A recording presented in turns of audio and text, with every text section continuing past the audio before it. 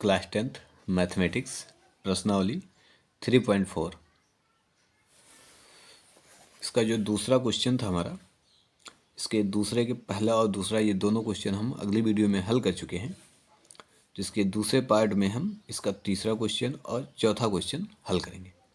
चलिए, इसका तीसरा क्वेश्चन जो हमारा है, 2 अंकों की संख्या के अंकों का योग 9, यानी जो 2 अंकों की संख्या है उनका अगर योग किया जाए अंकों का तो वो हमारा 9 हो जाता है। इस संख्या का 9 गुना संख्या के अंकों को पलटने पर बनी संख्या का 2 गुना है। यानी जो संख्या है, संख्या का 9 गुना, अगर उसी संख्या को अगर हम पलट देते हैं तो जो उससे बनती संख्या है उसका 2 गुना हो जाता है। तो वह संख्या हमें ज्ञात करनी है। जिसका तीसरा क्वेश्चन था, तो तीसरा क्वेश्चन जो दिया गया है तो इसमें हमें मानना होगा, माना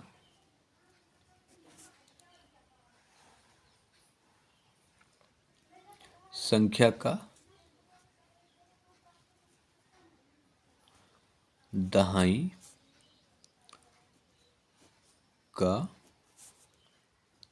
अंक बराबर x। यानी अगर हम कोई संख्या ले लें, जैसे मान लेते हैं 2 है, तो ये इसको हम क्या बोलते हैं, अंक। ठीक है, अगर इसी के 2 के साथ में भी 2 लगा दे तो ये हमारी क्या हो जाती है, संख्या। तो जो संख्या होती है उसमें एक दहाई का अंक होता है और एक इकाई का अंक होता है। ठीक है, तो जो संख्या है उस संख्या में दहाई का जो अंक दिया गया है वो कितना है, मान लिया x। अब इकाई का अंक का अंक बराबर y। तो जब दहाई अंक हमारा x है और इकाई का अंक y है तो जो संख्या होगी वो क्या होगा, अतः संख्या बराबर, तो संख्या के साथ में हमें क्या करना है, 10x प्लस y। ये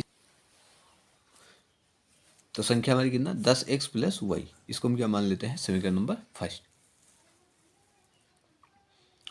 अब जो संख्या में बताया गया है कि संख्या के अंक, कौन सा अंक, इकाई और दहाई जैसे। ठीक है, तो संख्या के अंकों का योग क्या है, 9। तो यहाँ पे हम लगा देते हैं प्रश्नानुसार। फर्स्ट केस में हम देखते हैं संख्या के अंक x और y, ठीक है, इनका योग कितना आ रहा है, 9। तो ये हो गया समीकरण नंबर हमारा सेकंड। सेकंड केस में हम देखते हैं दूसरी स्थिति के अनुसार जो संख्या है, संख्या हमारी कितनी थी, 10x प्लस y। अगर इसी संख्या को पलट देते हैं यानी 10y प्लस x है, ये संख्या का 9 गुना और पलटने पर जो संख्या बनती है इसका 2 गुना हो जाती है। ठीक है, इनका हम क्या करते हैं, मल्टीप्लाई कर लेते हैं। तो कितना हो रहा है, 9 दाम में 90x प्लस 9y बराबर 10 दूना 20y plus 2x। 90x plus 9y, ये इधर आएगा तो माइनस में 20y, ये भी प्लस इधर आएगा तो माइनस में 2x बराबर क्या बचा, कुछ नहीं, यानी 0। 90x से 2x जाएगा तो कितना बचेगा, 88x। ये 20 से 9 जाएगा तो बचेगा माइनस का 11y बराबर 0।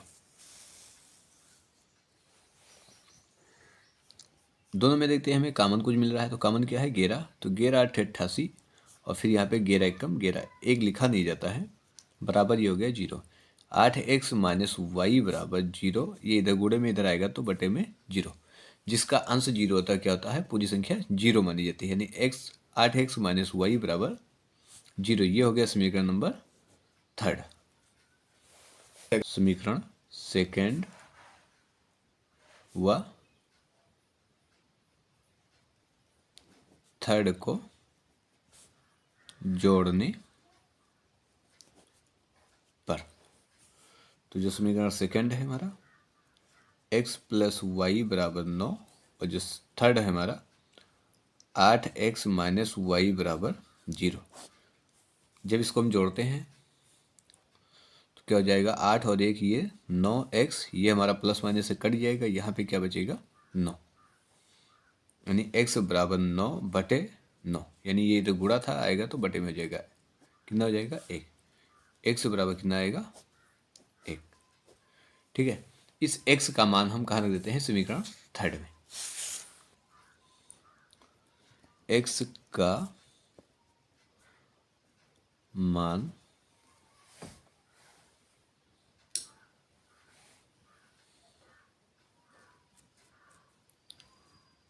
समीकरण थर्ड में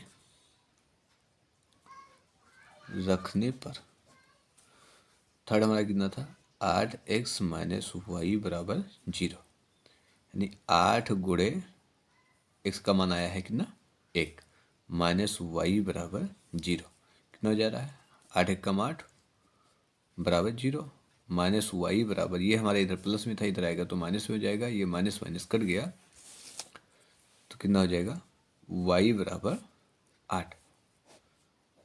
तो यानी जो दहाई हमें मिला है वो कितना मिला है 1, और इकाई का जो अंक मिला है वो कितना मिला है 8। तो चलिए x तथा y का मान समीकरण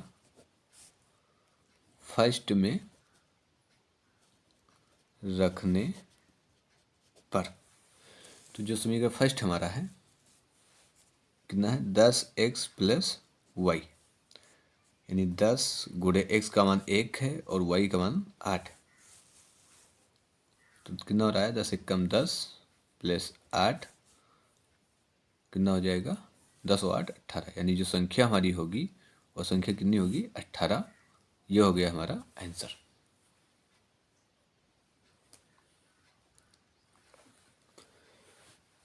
चौथा क्वेश्चन हमारा है, मीना 2000 रुपये निकलवाने के लिए बैंक गई। उसने खजांची से 50 और 100 के नोट देने के लिए कहा। मीना ने कुल 25 नोट प्राप्त किए। ज्ञात कीजिए कि उसने 50 और 100 रुपये के कितने कितने नोट प्राप्त किए। चलिए तो इसको हम हल करते हैं। मान लेते हैं, माना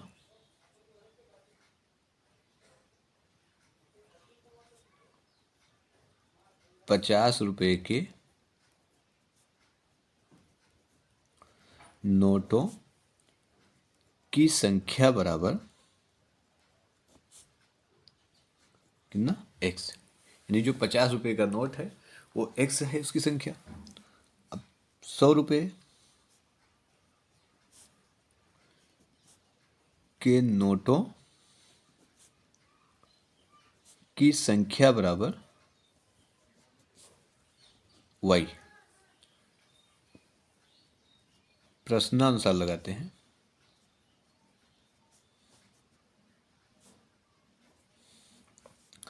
तो फर्स्ट केस में हम देखते हैं, पहली स्थिति में उसने बताया है कि 50 और 100 यानी दोनों के नोटों को मिलाकर सिर्फ उसे 25 ही नोट प्राप्त हुए हैं, यानी जो 50 रुपये का नोट है और जो 100 रुपये का नोट है दोनों मिलाकर सिर्फ उसे 25 नोट प्राप्त हुए।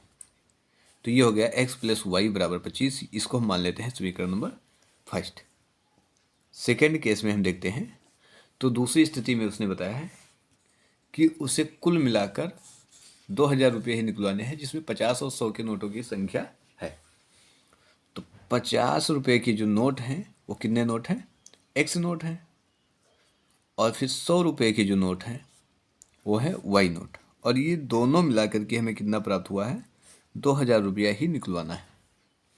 ठीक है, तो इन दोनों में से हम देखते हैं कि कुछ हमें कॉमन भी मिल रहा है, तो कॉमन हम कर लेते हैं 50, कितना बचेगा x प्लस 50 दूना 100 y बराबर 2000, x प्लस 2y बराबर कितना 2000, और बटे में कितना हो जाएगा 50, 50 एक कम 50, 50 चौका 200, और एक जीरो का एक जीरो लगा देते हैं,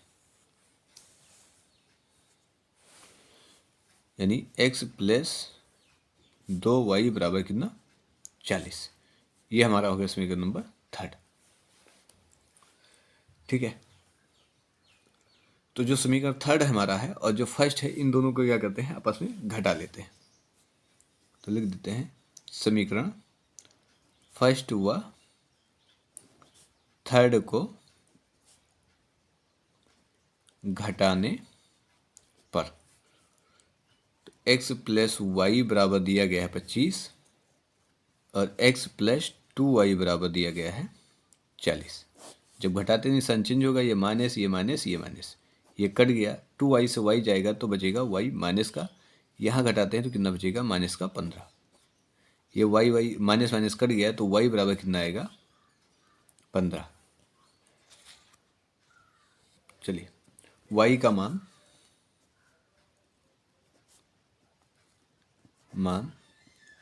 समीकरण फर्स्ट में रखने पर, तो जो समीकरण फर्स्ट हमारा है x प्लस वाई बराबर 25, x प्लस 15 बराबर कितना, 25, यानी x बराबर कितना हो जाएगा, 25, ये माइनस हो जाएगा 15, x बराबर 10। यानी जो 50 रुपये का नोटों की संख्या जो होगा वो कितना होगा, 10, और जो 100 रुपये की नोटों की संख्या होगी वो कितना होगा, 15। तो यहाँ पे लिख देते हैं 50 रुपये के नोटों की संख्या बराबर 10, 100 रुपये के नोटों की संख्या बराबर 15। तो ये हो गया हमारा आंसर।